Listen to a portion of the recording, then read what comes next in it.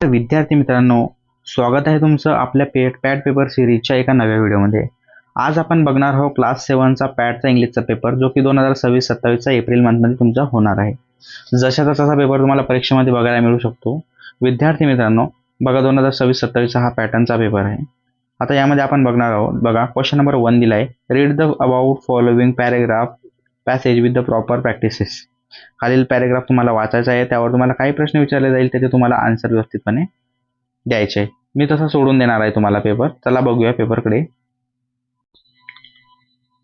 First question मध्ये दिलेले writing section do as direct. Do as direct मध्ये तुम्हाला दिले choose the correct verb from the given alternative. एक वर्ब तुम्हाला चूज करायचा आहे गिवन बिलो मधला. ठीक आहे. They dot returning from the practices.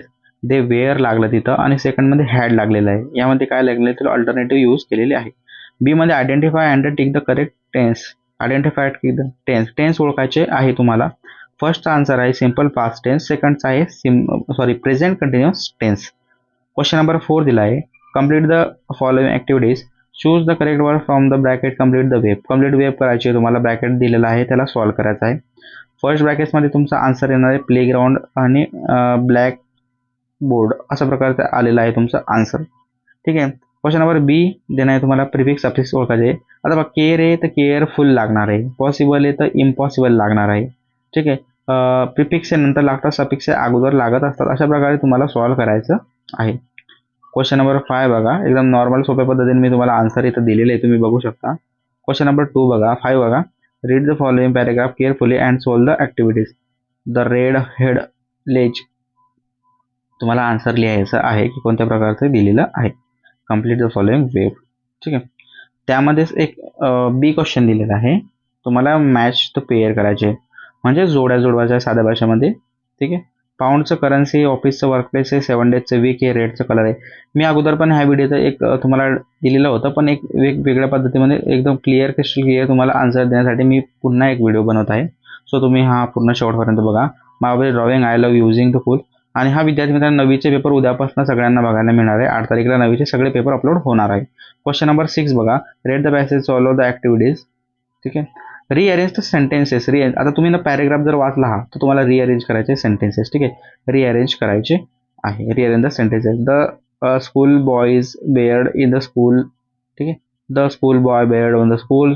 The van caught fire. अशा प्रकारचे 4 लोक तुम्हाला सेंटेन्स दिलेले आहे. क्वेश्चन नंबर बी झाला. आता बघा, क्वेश्चन नंबर सी ची पण आन्सर दिले आहे. क्वेश्चन नंबर 7 मध्ये तुम्हाला एक पोएम दिलेली आहे. त्याला पोएमच्या खाली तुम्हाला व्यवस्थित वाचन करून त्याचे ॲक्टिव्हिटीज सॉल्व्ह करायची. त्याचं की आन्सर मी पण इथंच दिलेलं आहे तुम्हाला, की कशा प्रकारची पोएम इथं आलेली आहे. ठीक आहे. विद्यार्थी मित्रांनो, थोडं तुम्ही व्हिडिओ पॉज करून आन्सरचं राईडअप करू शकता, बिकॉज मला थोडा टाईमची व्हिडिओची लेंथ कमी व्हावी यासाठी मी थोडं स्पीडनं घेण्याचा प्रयत्न करतो. सो तुम्ही पॉज करून एक स्क्रीनशॉट करून तुम्ही तुमचा पेपर सॉल्व्ह करू शकता. ठीक आहे. बघा, आता क्वेश्चन नंबर बी दिले. रायमिंग वर्ड्स लिहायचे तुम्हाला. रायमिंग वर्ड्स कशा प्रकारे crazy, lazy, careless, helpless, good, error. ठीक आहे. आणि ऑपोजिट अँटोनम्स म्हणजे ऑपोजिट वर्ड. ॲक्टिव्ह म्हणजे सक्रिय, तर लेझी म्हणजे आळशी, केअरफुल तर केअरलेस, काळजीपूर्वक आणि बिना काळजी. ठीक आहे.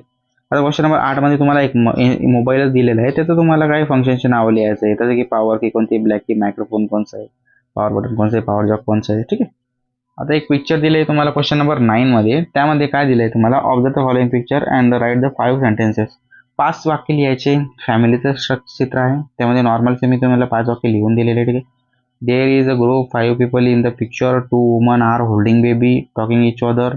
अ young girl stand beside them inside carefully. एक मुलगी उभी आहे, ती सगळ्यांचं ऐकते फक्त. An early man with glasses seems be observing the senses. ठीक आहे. Another woman is standing in the background smiling. ठीक आहे. आता बी बघा, describe the your mother with the help of given point. हा क्वेश्चन मी तुम्हाला मागच्या व्हिडिओमध्ये सगळे क्वेश्चन देण्याचा प्रयत्न केलेला आहे. बट इफ तुम्ही जर व्हिडिओ स्किप केला असेल तर हा व्हिडिओ नक्की बघा. असा याचा फायदा तुम्हाला खूप होणार आहे.